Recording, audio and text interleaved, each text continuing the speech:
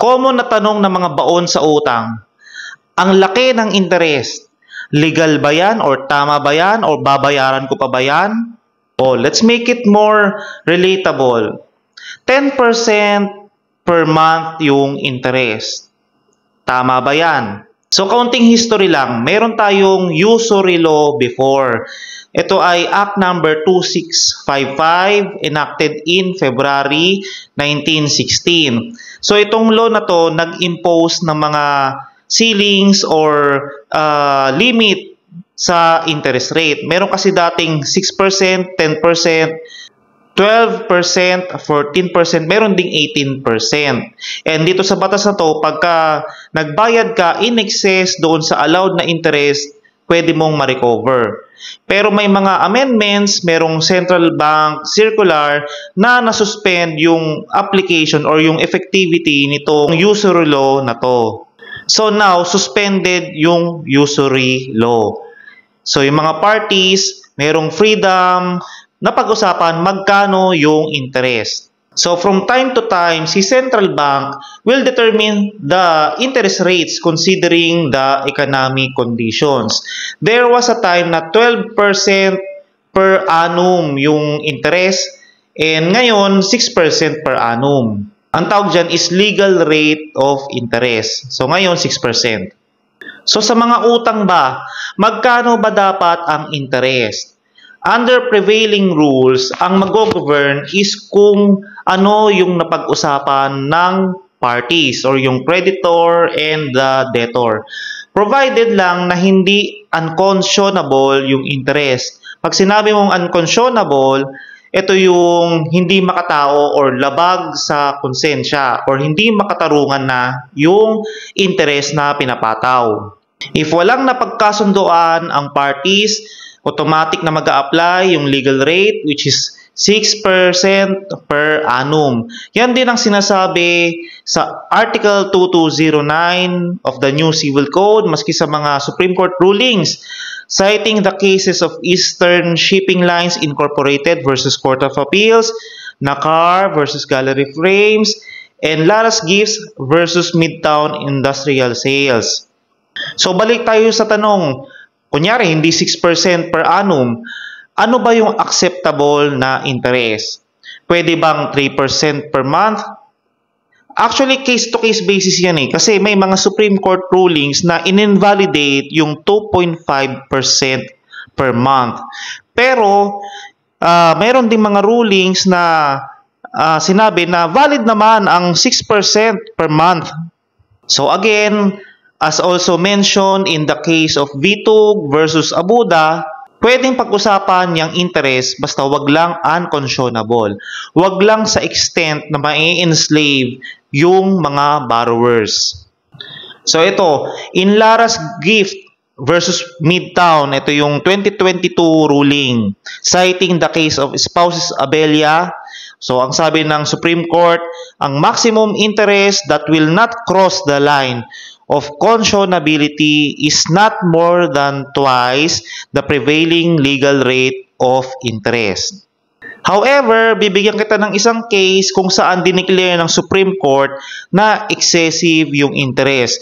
And this is the case of Manila Credit Corporation versus Spouses Virumal. This is a 2023 case. Basta ang kwento dyan, may mag-asawa na nangutang doon sa Manila Credit Corporation. And it was in 2009.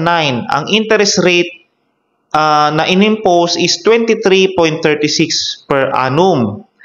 Nagkaroon ng loan restructuring, so nagkaroon ng second promissory note. Ang interest rate naman noon ay 24.99% per annum. Dumating ang time na allegedly hindi daw makabayad sina Virumal. Kaya itong si corporation nagdemand ng full payment of the outstanding obligation na 500,000 plus. Ang sabi ni Virumal, they already paid 1.1 million. So, ayan, hanggang sa si corporation, foreclose na yung nakasangala nilang property. So, ngayon, ito si Virumal nagdemanda. Ang sabi nila, dapat matagal nang bayad yung loan nila kung hindi lang 36% per annum yung interest na pinataw sa kanila. Pero isa sa mga depensa nitong Manila Credit ay pumayag daw itong Virumal sa ganoong kalaking interest. So again, ang tanong mo, magkano ba ang legal na interest or yung acceptable? So pag sobrang laki ba ng interest, pwede na bang hindi yan bayaran? So ito yung ruling ng Supreme Court. Ang legal interest rate nung 2009, nung nangutang sina Virumal ay 12% per annum. Sabi ng korte, this was the rate considered reasonable compensation for forbearance of money. Tanong ng iba sa inyo, pwede bang mas mataas dyan ang mapag-usapan na interest? So sabi ng korte sa kasong dinidiscuss natin, pwede pero dapat reasonable at fair.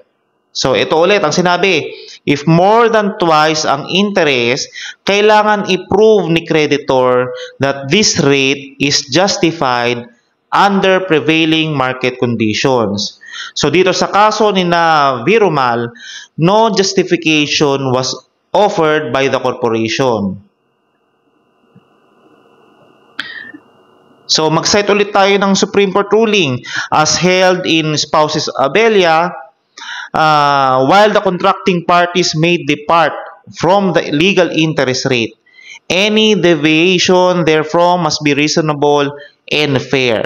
If the stipulated interest for a loan is more than twice the prevailing legal rate of interest, it is for the creditor to prove that this rate is justified under the prevailing market conditions. Okay?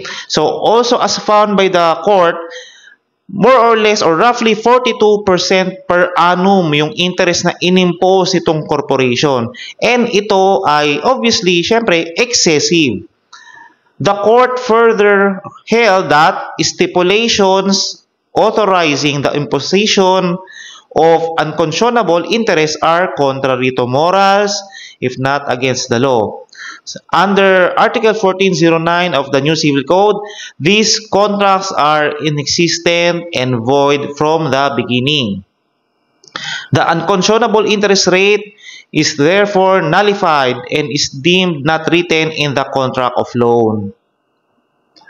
So magkano lang ba dapat ang bayaran pag umutang ka pero excessive yung interest? So, it must be the principal pa rin and yung reasonable or equitable interest rate. Sa kaso ng Virumal, binawasan ng korte ang interest down to 12%. And ito yan, pagka mataas ang interest, nasa kapangyarihan yan ng korte na babaan. In this case, nagkaroon pa ng overpayment itong Spouses Virumal and the Supreme Court ordered the corporation to refund this to the spouses. So that's it for today's topic. Sana marami kayong natutunan kahit na paulit-ulit yung mga sinasite natin ng mga Supreme Court rulings.